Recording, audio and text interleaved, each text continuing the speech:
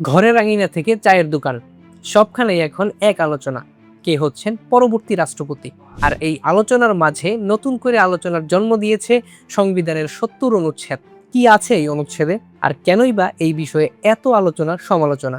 আর সবকিছু ঠিক থাকলে ২০ আগস্ট দেশের ২৩তম রাষ্ট্রপতি নির্বাচনের ভোট গ্রহণ অনুষ্ঠিত হবে।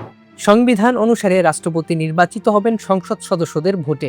সংবিধানের ৭০ অনুচ্ছেদে বলা আছে, কেউ একটি দলের প্রার্থী হিসেবে নির্বাচিত হয়ে সেই দল ছেড়ে দিলে তার সংসদীয় আসন চলে যাবে। এছাড়া সংসদে নিজের দলের বিরুদ্ধে ভোট দিলে তার আসন শূন্য হবে। তবে রাষ্ট্রপতি নির্বাচনের ৭০ অনুচ্ছেদে প্রয়োগ নিয়োগ হওয়া না হওয়া নিয়ে রয়েছে নানা মতামত।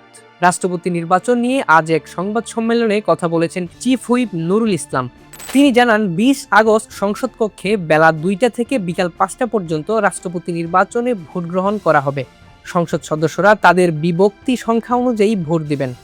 রাষ্ট্রপতি, সংসদ নেতা, বিরোধী দলীয় নেতা এবং ভারপ্রাপ্ত স্পিকার যখন ভোট দিবেন তখন সেটি টেলিভিশনে সরাসরি সম্প্রচার করা হবে। ভোট গণনা থেকে শুরু করে ফলাফল হওয়ার আগ পর্যন্ত সরাসরি সম্প্রচার চলবে। সংবাদ সম্মেলনে বিরোধী দলীয় চিফ হুইপ ও জাতীয় নাগরিক পার্টির আহ্বায়ক নাহিদ ইসলাম বলেন, গণতন্ত্রের জন্য একটি অংশগ্রহণমূলক নির্বাচন প্রয়োজন ছিল।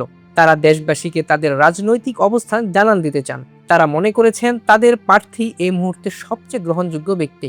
রাষ্ট্রপতি নির্বাচন অনুষ্ঠানের লক্ষ্যে জাতীয় সংসদ অধিবেশনের কক্ষ ব্যবহার, যাবতীয় দরকারি সহায়তা এবং সংসদ সদস্যদের উপস্থিতি নিশ্চিতকরণে আলোচনা হয়েছে।